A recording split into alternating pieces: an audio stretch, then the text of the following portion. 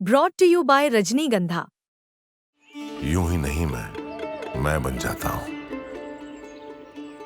कुदरत के कोने कोने से खूबियां खोज लाता हूं। गुणवत्ता की गहराइयों का गोताखोर हूं मैं। पर उम्दापन की नई ऊंचाइयों को छूना चाहता हूं मैं। यूं ही नहीं मैं रजनीगंधा बन जाता हूं।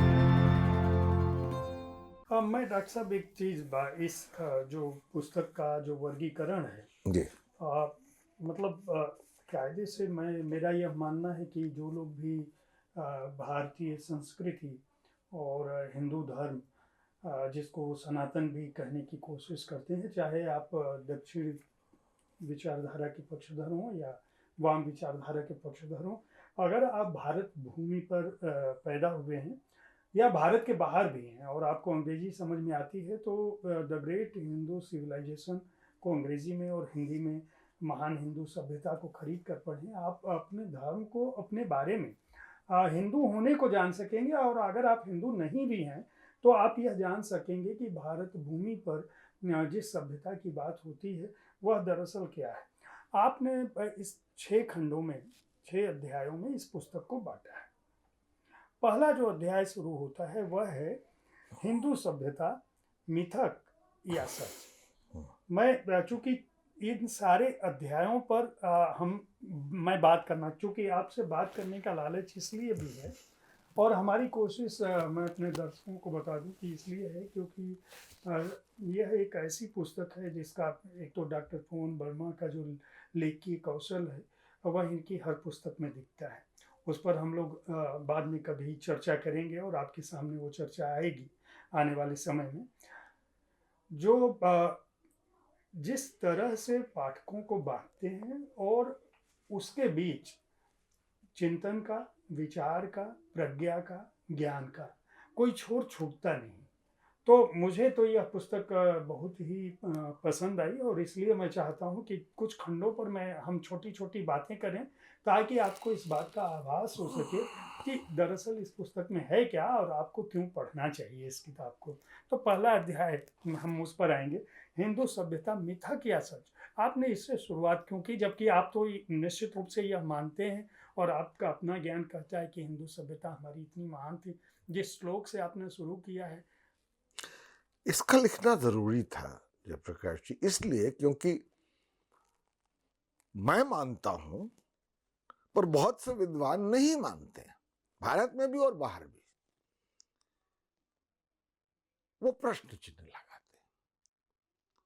तो मैंने हर प्रश्न का उत्तर देने की कोशिश की है, कईयों का तो साफ साफ खंडन भी किया है।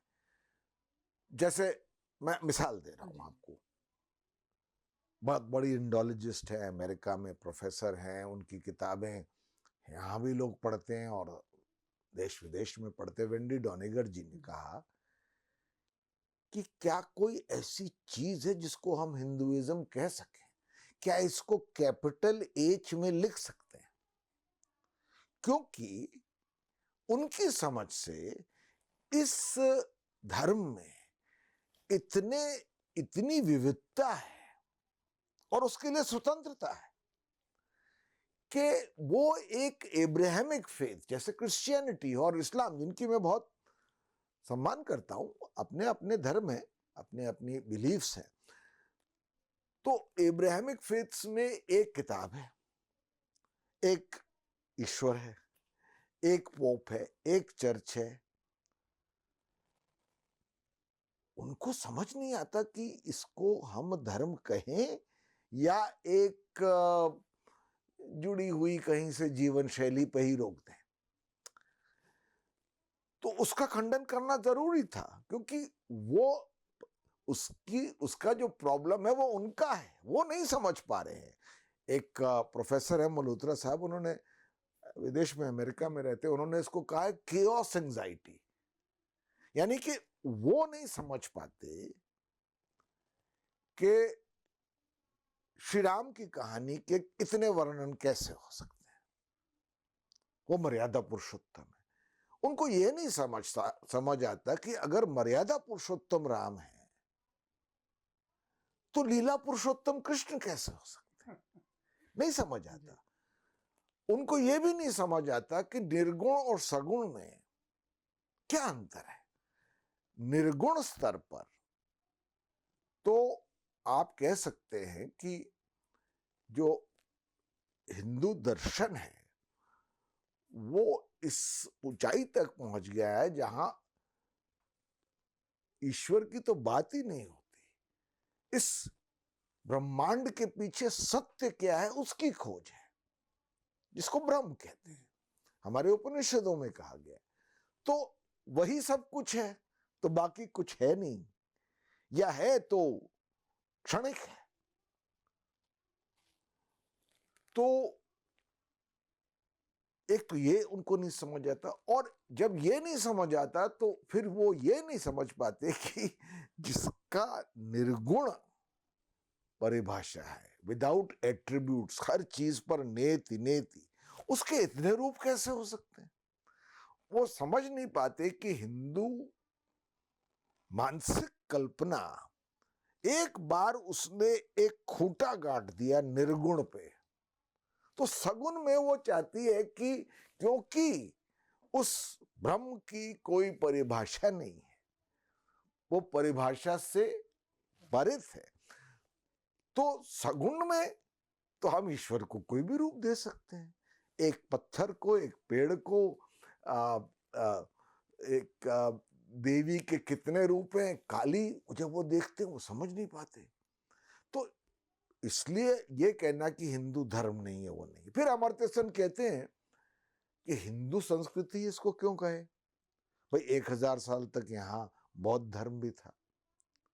अब इस तरह के जो तर्क है ना, वो मुझे हास्यपद लगते हैं। इससे आप क्या साबित कर रहे हैं? आखिरकार बौद्ध धर्म में, बौद्ध धर्म हिंदू दार्शनिक सोच से ही उपजा है, कुछ अलग बातें हैं, पर आदि शंकराचार्य को तो एक तरह से बौद्ध ही माना जाता था। उनके आलोचक तो यही कहते थे। इतने सिमिलैरिटीज हैं, ओवरलैप्स इतने हैं। फिर कहा जाता था कि साहब ये हिंदू संस्कृति जैसी कोई चीज ही नहीं थी, वो तो अंग्रेज आए, उन्होंने हिंदू राष्ट्र का निर्माण किया, नहीं तो ये बस विविधता ही विविधता थी। अब वो भूल जाते हैं कि हमारे पुराण में जो एक नक्शा है भारतवर्ष का, वो इतना एक तरह से प्रिसाइज है कि उस पर कोई बहस हो ही नहीं सकती। और 8वीं शताब्दी में, और आदि शंकराचार्य पे मेरी पुस्तक है, आदि शंकराचार्य जो 4 मठ बनाते, अंग्रेजों का तो कहीं वहां नामो निशानी नहीं था। एक दक्षिण में श्रृंगेरी में, एक पुरी में, एक द्वारका में, और ऊपर बद्रीनाथ जोशीमठ। तो ये एक रूपरेखा, मैं ऐसे कई मिसाल दे सकता हूं। तो फिर ये कहते संस्कृति नहीं थी, ये तो अंग्रेजों की देन है, हम तो देश थे ही नहीं, हम तो राष्ट्र थे ही नहीं, हम तो राष्ट्र न भी हो, क्योंकि राष्ट्र तो बड़ा एक आधुनिक शब्द है। 17वीं शताब्दी में इसका जन्म हुआ, पर जो एक संस्कृति थी वो तो है। Indian civilisation and Hindu civilisation was the reality much before the British came. तो इसलिए मैंने इन चीजों का खंडन किया है, और करना जरूरी भी था, मैं मानता हूं। फिर कितना पुरातन है, हाउ एंशिएंट इज इट। अब जो हमको सिखाया गया था कि साहब 1500 BC, या अब BCE कहते हैं, ईसा के 1500 साल पहले आर्यन आए, उन्होंने आक्रमण किया, और जो इंदस वैली सिविलाइजेशन था उसको खंडित कर दिया, और ऋग्वेद वगैरह तब लिखी गई।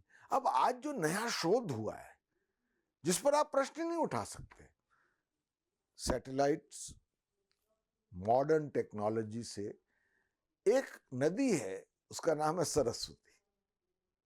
अब सरस्वती लुप्त हो गई है, पर ऋग्वेद में उसका उल्लेख लगभग 75 बार हुआ है। उस पर 14 तो अलग अलग श्लोक लिखे गए हैं कि कितनी महान वो एक नदी थी जो हिमालय से बह के आ रही थी। अब हमें विज्ञान बताता है कि सरस्वती सूखने लगी कोई 2500 BCE में। तो अगर ऋग्वेद में उसकी महानता के बारे में बात किया हुआ कि इतनी विशाल नदी थी, तो उन्होंने उसको उस रूप में देखा होगा। इसलिए 1500 BCE से हट करके 2000 साल पहले और तो चला ही जाता है। तो वो ये कहते हैं ये ग्लोरिफिकेशन ऑफ हिंदुइज्म है। तो इस तरह के तर्कों को हमें लेना पड़ेगा, क्योंकि एक बहुत पावरफुल, मैं quote unquote liberal secular lobby की बात कर रहा हूं, जो सेक्युलरिज्म को ही डिवैल्यू कर देती है। वो सेक्युलरिज्म की मानहानि करती हैं इस तरह के तर्क देकर।